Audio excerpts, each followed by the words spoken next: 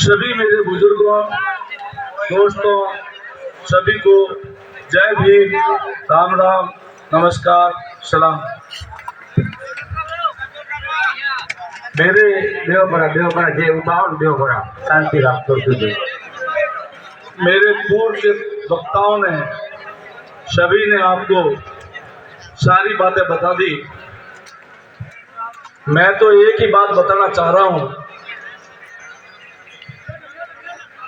कि पंचायत समिति सांचौर में जब आप लोगों ने मुझे प्रधान बनाया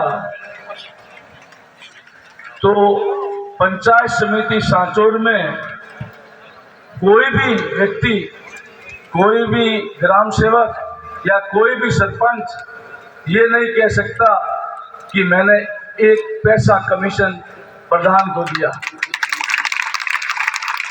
लोग तो कहते हैं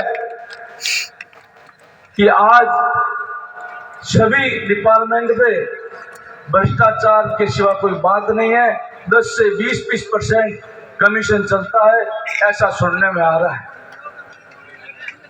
और लोग पीछे पीछे घूमते हैं, उनका काम नहीं होता। चाहे किसी डिपार्टमेंट में आप चले जाओ, उसमें यही हाल है। आपने देखा नर्मदा नहर के सफाई का 4 करोड़ का ठेका हुआ और बिना सफाई के पानी छोड़ दिया गया। वो पैसा कहाँ गया?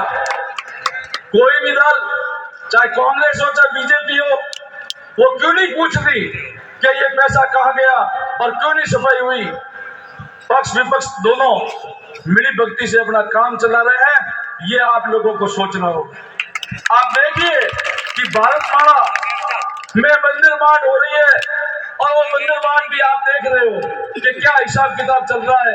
सभी के सभी अपना अपना हिसाब करके सेट करके इस भ्रष्टाचार को खत्म करने के लिए ये बहुजन समाज पार्टी का आम कार्यकर्ता जो गरीब व्यक्ति है और गरीबों की ये पार्टी है और 36 वर्ण इसमें हमारे शामिल हैं।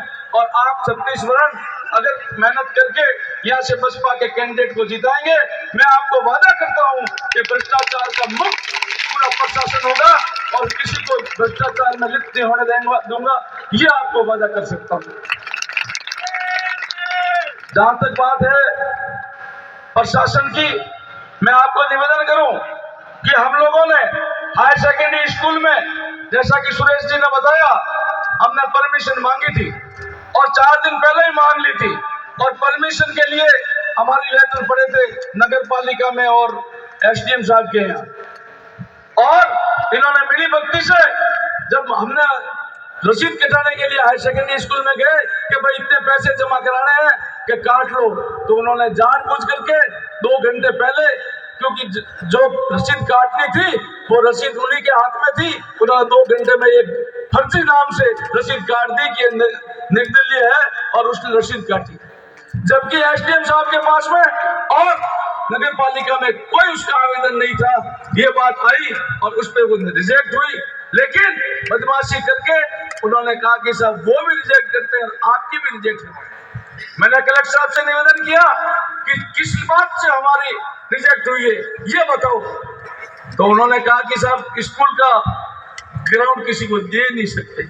मैंने कहा स्कूल का ग्राउंड नहीं है, स्कूल के पास ग्राउंड है और वो आज कांग्रेस की सभा हुई है, फिर कैसे नहीं दे सकते? उनको दे सकते तो हमें कैसे नहीं दे सकते? फिर बात आई, एसडीएम साहब ने कहा कि मैं रावण चबूतरा में कर देता हूँ, कुछ छोटी मोटी तो कमियां रहती है। मैं कहा इस तरह कमियां नहीं रहती।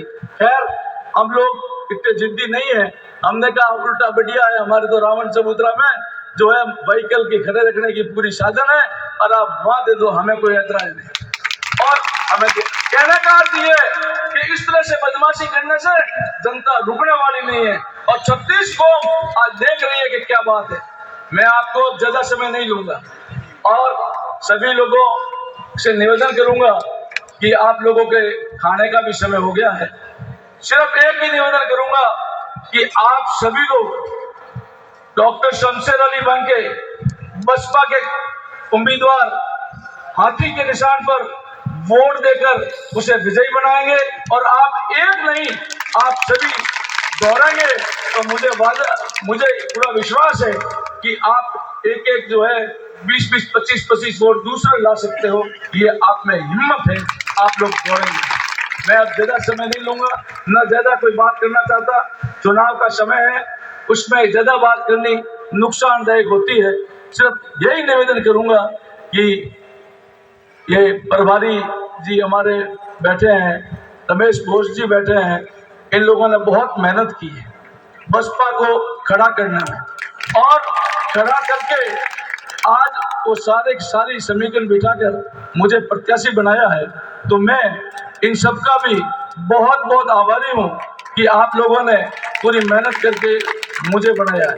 मैं आपसे निवेदन करना चाहूँगा कि जब मुझे बताया गया कि आपको प्रत्याशी बनाना है, तो मैंने 36 कौम से बात की, कोई जाति ऐसी नहीं है कि जिससे बात नहीं की, और सभी ने मुझे समर्थन का वादा किया, तब मैंने हाँ भरी है।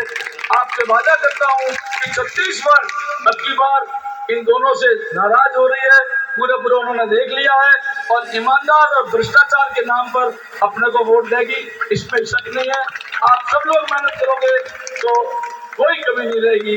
मैं सभी खास करके हमारे नैयर से जो सब पधारे हैं उनको बहुत बहुत धन्यवाद दूंगा, इतनी दूरी से आप पधारे हैं। सभी वर्ण, सभी समुदाय के लोगों का बहुत बहुत आभार। जय हिंद, जय भीम।